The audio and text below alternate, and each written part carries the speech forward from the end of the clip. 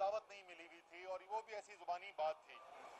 تو ان دونوں چیزوں کا میں جواب آپ کے سامنے رکھنا چاہتا ہوں. پہلی بات تو کہ امبیسڈر کو، سفیر کو راتوں رات تبدیل کر دیا گیا. اگر وہ گوگل ہی کر لیتے تو ان کو پتہ چل جاتا کہ یہ تبادلہ جو ہے یہ آج سے تقریباً 4 ماہ پہلے اس کا اعلان ہو چکا تھا اور وہ میڈیا کے اندر رپورٹ ہو چکا تھا. یہ کوئی راتوں رات کی چیز نہیں تھی. یہ تو 4 مہینے پرانا فیصلہ ہے اور جیسے میں نے کہا کہ وہ میڈیا کے اندر بتا بھی دیا گیا ہے. آؤ جی چودھری صاحب. اچھا میاں شہباز شریف نے کی وہ کو نہیں بلایا تو آپ کے سامنے ذرا تفصیل میں رکھنا چاہتا ہوں. سب سے پہلی بات تو یہ ہوئی کہ اسمبلی کے اندر جس وقت ہم گئے اور اس سے پہلے قومی سلامتی کمیٹی کا اجلاس ہوا تھا. اس قومی سلامتی کمیٹی کے اجلاس میں جو فیصلے ہوئے تھے اس میں سے ایک فیصلہ یہ ہوا تھا کہ یہ تمام معاملہ جو ہے وہ پارلیمان کے سامنے رکھا جائے. وہ پاکستان کے منتخب نمائندوں کا ایوان ہے اور وہیں سے ساری پاکستان کی فیصلہ سازی ہونی ہے. تو اس لیے ضروری ہے کہ یہ فیصلہ جو ہے اور یہ معاملہ جو ہے یہ پارلیمان کی جو قومی سلامتی کمیٹی ہے اس کے سامنے رکھا جائے. اسی دن اجلاس ہوا قومی اسمبلی کا. بابر اعوان صاحب کھڑے ہوئے اور انہوں نے قرارداد پیش کی اور وہ قرارداد یہ تھی کہ اس قومی سلامتی کے اجلاس کے اندر کرنے کے لیے کیونکہ زیادہ لوگوں کو ہم بلانا چاہتے ہیں تو اسمبلی کا ہال جو ہے اس کی اجازت دے دی جائے. اس کے لیے خصوصی اجازت لینی پڑتی ہے قومی اسمبلی کے رولز کے مطابق کہ یہ الاؤ کر دیا جائے کہ اس ہال کو، اس اسمبلی کے مین ہال کو استعمال کیا جائے اس بریفنگ کے لیے. وہاں پر 150 سے زیادہ اپوزیشن کے ایم این ایز موجود تھے. ایک سے زیادہ دفعہ اس قرارداد کے اوپر ووٹنگ ہوئی. باشگاف نعرے لگا لگا کر انہوں نے مسترد کیا کہ اس ہال کو استعمال نہیں کر سکتے. تو یہ کہنا کہ صرف میاں شہباز شریف کو بتایا گیا تھا اور کسی کو بتایا نہیں گیا، اس سے بڑا مذاق نہیں ہو سکتا.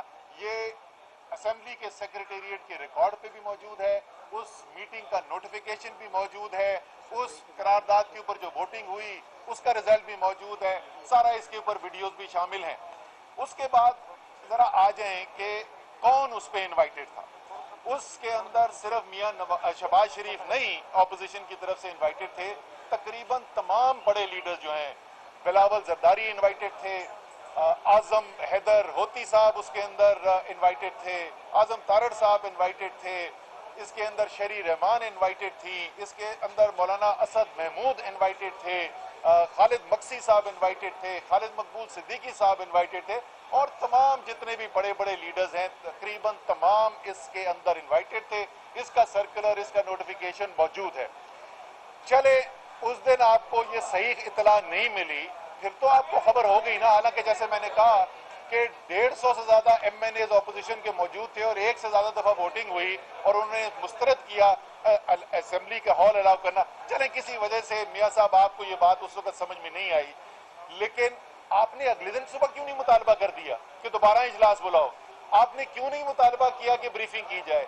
جس وقت یہ سوال سپریم کورٹ میں اٹھایا گیا کہ آپ پارلیمان کی بریفنگ میں کیوں نہیں گئے تھے، تو پھر آپ کو یہ خیال آیا کہ یہ دوسروں کو انویٹیشن نہیں تھا اور یہ آخری منٹ پہ دیا گیا تھا. میاں صاحب آپ آئے اس لیے نہیں تھے کہ آپ کو مندرجات کا معلوم علم تھا، آپ کو پتا تھا کہ یہ کیا سارا ہوا ہے، اس لیے آپ نے وہاں پہ آنا پسند نہیں کیا. تو خدا کا واسطہ یہ قوم کو اور سپریم کورٹ کو یہ کہانی سنانی بند کر دیں کہ آپ کو اس کے بارے میں پتہ نہیں تھا یا یہ جعلی ہے. اب میں آخری چیز سے پہلے کہ میں فواد چودھری صاحب کو دوں، دیکھیں اس وقت ایک بڑا اہم موڑ ہے پاکستان کی سیاست میں، پاکستان کی جمہوریت میں، اور اس وقت بڑے فیصلے کرنے کی ضرورت ہے. اور وزیر اعظم عمران خان نے بڑا فیصلہ کیا. جس وقت اسمبلی کے اندر یہ قرارداد مسترد ہو گئی، نو کانفیڈنس موشن مسترد ہو گئی، عدم اعتماد کی تحریک مسترد ہو گئی، تو ہم سب کی تو ظاہر ہے قدرتی خواہش یہ، ہم تو چاہتے ہیں عمران خان رہے وزیر اعظم، اگلے 1.5 سال بھی رہیں، اس سے اگلے 5 سال بھی رہیں، اس سے اگلے 5 سال بھی رہیں. لیکن سیاسی صورتحال کو دیکھتے ہوئے ایک بہت ہی دانشمندانہ فیصلہ کیا وزیر اعظم نے، اور وہ یہ کہ جب ایسی سیاسی صورتحال پیدا ہو جائے، جب اتنی کشیدگی کا ماحول ہو جائے، تو سب سے بہتر راستہ یہی ہے کہ عوام کے پاس واپس جایا جائے، پاکستان کے عوام کو فیصلہ کرنے دیا جائے. اور وہ فیصلہ کریں کہ پاکستان آگے کیسے لے کر چلنا ہے، کس کا بیانیہ حقیقت پر مبنی ہے اور کس کا بیانیہ جو ہے وہ جھوٹ ہے، یہ فیصلہ عوام کو کرنا چاہیے۔ تو پھر میں آج دہراؤں گا، وہی میرے خیال میں ایک بہت بڑا فیصلہ اور عمران خان جیسا بڑا لیڈر ہی کر سکتا تھا کہ جس نے خود اپنی وزارت عظمیٰ ختم کرنے کا فیصلہ کر لیا اور یہ فیصلہ کیا کہ ایک نئے الیکشن کی طرف جانا چاہیے۔ تو تمام اپوزیشن کو، جیسے میں نے پہلے بھی کہا تھا، میدان بھی حاضر ہے، گھوڑا بھی حاضر ہے، آئیں مقابلہ کریں۔ چودھری صاحب ابھی یہ جو اسٹیٹمنٹ آف بعد میں کمانڈو صاحب ایک منٹ، اسٹیٹمنٹ آف فیکٹس جو ہے آج وزیر اعظم نے جمع کروائی ہے اور اس کے اوپر یہ ہوا ہے، یار بات کرنے دو نا، بات کرنے دو نا، نہیں ہوگا اسٹیٹمنٹ آف، پہلے میں بات کروں گا پھر کریں گے، پہلے میں کروں گا پھر ہوگا، میں کروں گا پہلے بات کرے گا، اچھا چلے پھر آپ کر لیں۔ اچھا جی، اسٹیٹمنٹ آف فیکٹس پہلے آج وزیر جواب نہیں ہوگا، اسٹیٹمنٹ آف فیکٹس آپ نے جمع کرائی ہے، یہ کرائے پہ آتے ہیں لوگ اس طرح کے، اسٹیٹمنٹ آف فیکٹس جو ہے وہ ہم نے کیا ہے اور ہم نے یہ بات کہی ہے،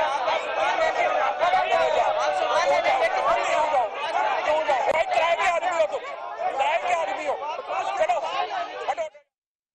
قوم بن گئی ہے، اس نے فیصلہ کر لیا ہے کہ کبھی انہوں نے غلامانہ زندگی نہیں گزارنی۔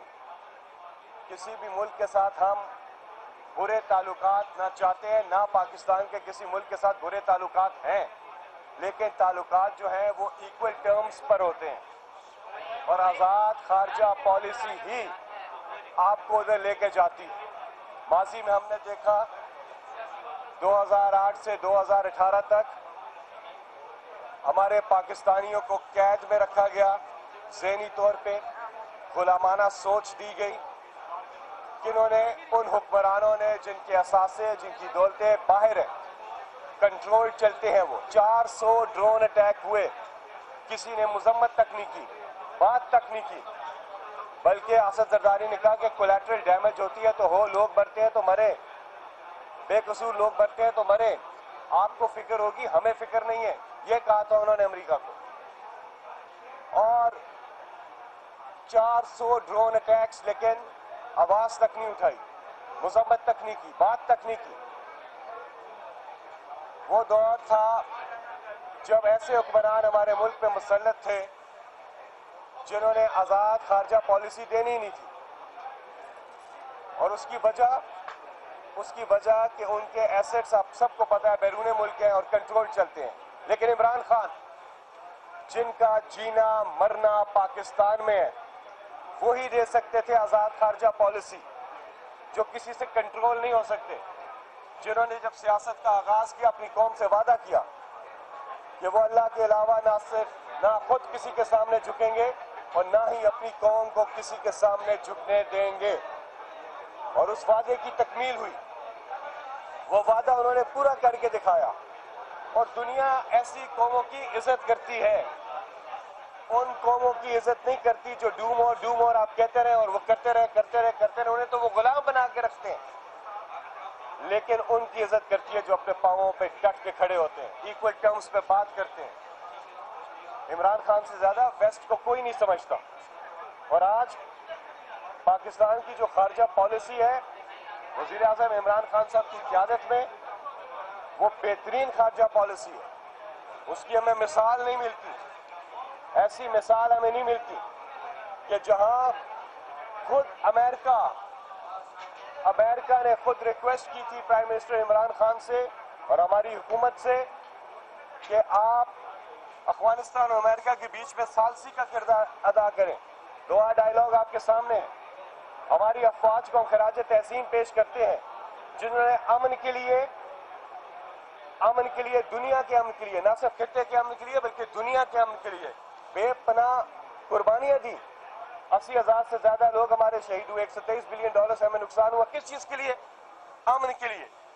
تو ہماری افواج نے، ہماری حکومت نے، ہماری عوام نے، ہمارے میڈیا نے بھرپور کردار ادا کیا دنیا کے امن کے لیے، ایک رائے بھی ہموار کی گئی، اور عمران خان صاحب کا سٹانس پہلے دن سے وار آن ٹیرر پہ بڑا کلیئر تھا کہ اس مسئلے کا حل جنگ نہیں ہے، مذاکرات ہیں، बिलाखिर पूरी दुनिया ने यह माना कि इमरान खान ठीक कहते थे, इमरान खान ठीक कहते थे।